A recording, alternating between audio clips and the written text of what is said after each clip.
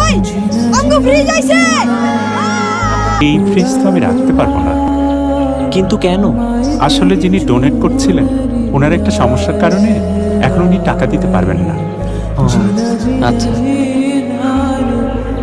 আপনি বরং এই ফ্রিজটা নিয়েই যান। স্যার আমাকে কপালে আর ফ্রিজ নাই। এতগুলো বাচ্চার মনে কষ্ট দিয়ে এই ফ্রিজ আমি ফেরত নিতে পারবো না। কিন্তু টাকা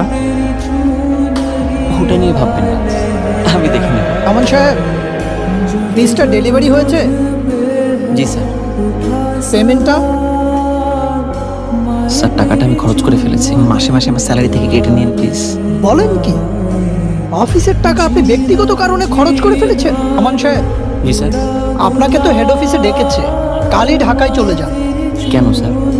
যেই কাজ করেছেন না ডেকে উপায় আছে? এলাকায় থাকে। আপনি এই কাজটা কিভাবে করলেন? স্যার আমি নিরুপায় হয়েই কাজটা করেছি স্যার।